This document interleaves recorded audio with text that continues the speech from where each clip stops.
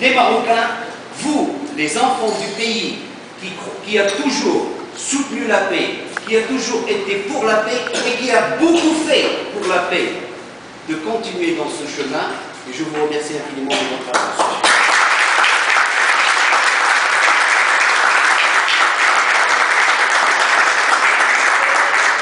On va prendre quelques questions avant de procéder. S'il y a des personnes qui ont des questions à M. le ministre par rapport à...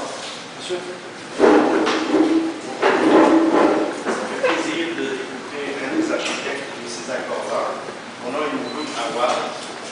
Je suis d'origine algérienne, canadienne depuis 11 ans. Et moi, personnellement, je crois fermement à ce que vous dites. Et je milite dans une association qui s'appelle Shalom Pays Salam, qui a été lancée à Paris en 2009. Et on compte la lancer ici au Canada. On est présent sur Facebook et j'ai des amis ici qui sont membres. Vous savez, David Chebla était là, hein? Oui, je l'ai raté hier. C'est dommage. J'avais des préoccupations professionnelles. C'est qu'effectivement, il faudrait travailler sur cet aspect-là de communication parce qu'il y a beaucoup de déceptions et toujours évacuer les problèmes de chicane, comme disent les Québécois ici, et les laisser à la dernière minute.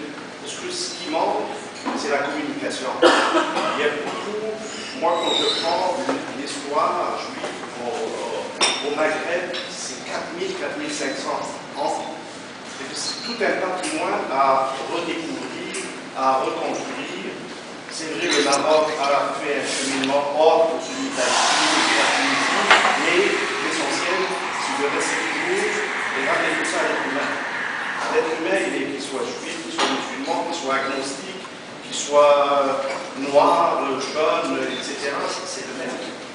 Et que c'est la communication, travailler sur la communication positive, éviter les choses qui font la dispute quand au premier contact. Ça ne veut pas dire être emblémique, être un bisounours, comme on dit, mais il faut les traiter.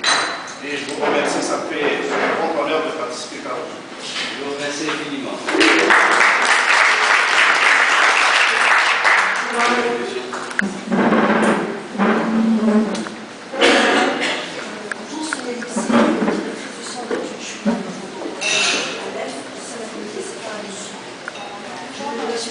Monsieur, je connaissais les organisateurs et le public.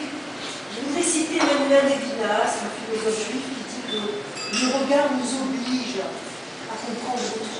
J'ai personnellement beaucoup de plaisir à voir ce visage, parce qu'il n'y a pas de nom sur chacun de ces visages. Vous nous avez invité à poursuivre finalement la culture du secret dans le dialogue et une certaine transparence à travers d'autres réunions que nous aurons. Ma question est la suivante. Selon vous, quels sont les obstacles majeurs, prenons-en qu'un, du côté du monde arabe et du côté du monde juif et israélien, que nous devrons dépasser pour arriver à ce début de dialogue? Merci, madame. Juste pour une petite clarification, je n'ai pas invité tout le monde à suivre le secret aujourd'hui. Au contraire, j'encourage ce genre d'activité qui ne se passe pas dans le secret. Et j'invite le monde académique à travailler ensemble et j'invite les hommes d'affaires. Ce n'est pas une voie du secret, c'est une voie parallèle qu'il faudrait encourager. Des deux côtés, il y a des problèmes aujourd'hui d'ordre psychologique. Il y a des problèmes, il y a le problème de personnes